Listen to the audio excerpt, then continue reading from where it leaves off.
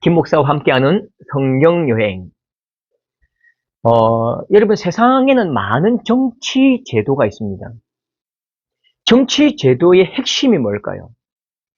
정치 제도의 핵심은요, 모든 사람들, 모든 백성들과 공동체를 복되게 만들려고 정치 제도를 만들거든요. 그런데 정치는 곧 권력입니다. 그래서 정치는 어디로 지향하냐면 결국은 정치적 권력을 가지고 있는 한 사람의 욕망으로 모든 정치 권력이 몰려간다고요. 그래서 정치 권력은 결국은 독재화되고 왕이 가지고 있는 그 왕의 어, 탐욕과 그가 가지고 있는 이상과 꿈과 아니면 그 욕심을 채우는 대로 몰려가는 거죠. 결국 여러분 하나님 나라는 누가 왕입니까? 하나님 나라는 하나님이 왕이시죠.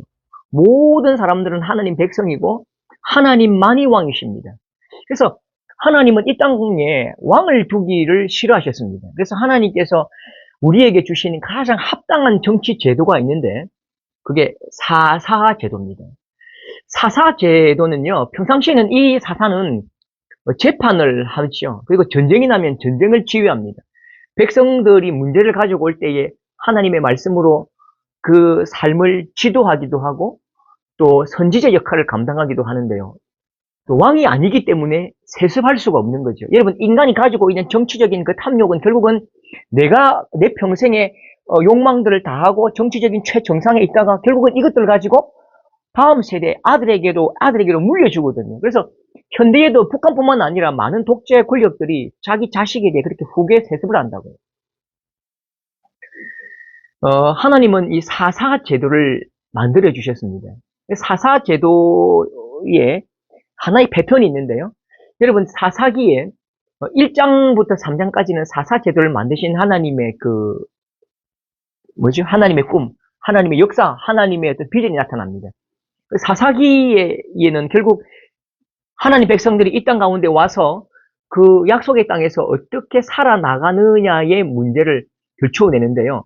여러분, 사사기는요, 처음 시작할 때에 약속의 땅에 와서 많은 사람들이 약속의 땅에서 어떻게 자기 행동을 하느냐. 첫 번째는 여러분, 그 정복과 축복의 땅에서 마음껏 정복하고 축복을 얻는 사람들이 있습니다. 그러나 대부분은요, 공존하고 공생합니다. 그리고 가장 나쁜 모습은요, 쫓겨나죠. 대표적으로 여러분, 단 자손이 있는데요. 사사기에 보면요, 아모리 족속은 단 자손을 산지로 몰아넣고 골짜기에서 내려오기를 용납하지 아니하였으며, 사사기 1장의 말씀인데요. 어떤 족속들은 아예 그냥 거기서 함몰돼 버리고 또 야합하고 또 쫓겨납니다. 그런데 여러분, 이제 1장부터 3장까지는 사사기가 어떤 모습이다라고 이야기하고, 그 다음에 두 번째 기둥요. 사사기의 두 번째 기둥은 12사사를 들으십니다. 16장까지, 3장부터 16장까지 마치 한 사람 한 사람 들어 쓰시는데, 거기에는 여러분, 이방인도 있고요. 또, 연약한 사람도 있고, 장애인도 있습니다. 아주 겁쟁이도 있고, 또 여자도 있습니다. 그 중에는 하나님 앞에 좀 대단한 능력을 가진 사람보다는 서민이고, 농부고, 자기 일을 그냥 하다가 불리움받은 사람들이지요. 여러분, 이렇게 사사기에 많은 사람들이 사사의 역할들을 감당하는데요. 대부분은 사사로서 실패합니다. 그렇게 우리가 잘 아는 기드온도요. 많은 척들을 거느리고 자기 아들 이름을 아비멜렉이라고 짓지요. 아비멜렉 뜻이 뭡니까? 나의 아버지는 왕이다. 아비멜렉이 기드온의 아들들을 다 쳐 죽여버립니다. 그리고 여러분, 입산, 엘론, 압돈 이런 사람들은 그냥 뭐 아들 몇십 명이고 아들 40명이고 딸 40명이고 나귀를 탔다. 그러니까 이 사사 지위를 통해서 권력을 세습하고 권력을 가지고 또 물질을 많이 축적했지만 사사로서의 하나님 앞에서 그의 바른 역할들이나 사명들을 감당한 적이 없는 것입니다. 마지막 사사가 삼손이죠. 삼손은 다 아시죠? 그냥 드릴라 앞에 자기의 모든 것들 다 팔아먹고 그렇게 하나님께 주신 엄청난 능력들이 있지만 그냥 이렇게 흩어져 버리는 거죠. 그리고 보십시오. 첫 번째 1장부터 3장까지는 사사 제도를 세우신 하나님의 마음이 있고, 두 번째 16장까지는요, 하나님께 쓰신 사사의 사람들이 있고, 세 번째 기둥은요, 희한한 이야기입니다. 여러분, 성경에 이런 이야기가 있을까? 그렇게 이해할 수 없을 만큼 사사기는 이상하게 끝이 납니다. 희한한 이야기가요. 17장부터 21장까지 레위인의 첩 이야기가 나오고 미가의 개인 제사장이 나오고 이건 막 상상할 수도 없는 이상한 이야기가 나옵니다. 그러면서 사사기의 결론이 뭘까요? 사사기의 결론 21장 25절이죠. 왕이 없으므로 각자의 소견에 옳은 대로 행하였더라. 그게 사사의 마치 결론처럼 보입니다. 그 사사기는 굉장히 기승전 결론이 이상해요. 왜냐면요. 왜 그랬냐면요. 사사기의 결론은 사사기가 아닙니다. 사사기의 결론은 각기 소견에 옳은 대로 자기 마음대로 살고 가나안 땅에서 통혼하고 우상을 섬기고 엉망진창으로 살았다라고 그렇게 결론 짓는 것처럼 보이지만 그러면 실패잖아요. 사사기의 실패잖아요. 사사시대의 실패잖아요. 그러나 사람은 실패할지라도 하나님은 실패하지 않습니다. 사사기의 결론이 어디 있을까요? 룻기입니다. 룻기.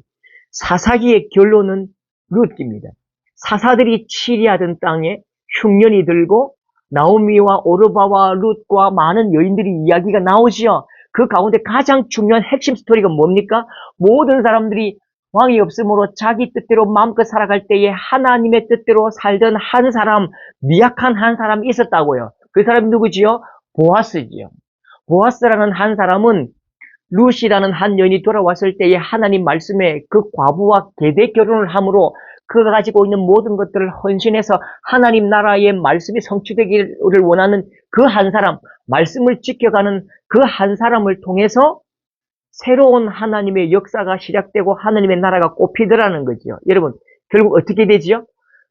룻기 4장에 보면요. 4장 13절부터 22절.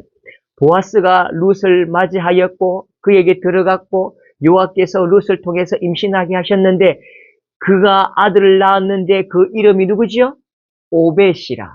오벳은 이새를 낳고 이새는 다윗 왕을 낳고 그리고 마지막에 다윗의 계보를 따라 예수 그리스도가 나시는 거죠. 그래서 여러분, 사람의 나라는 실패하지만 하나님은 실패하지 않으십니다.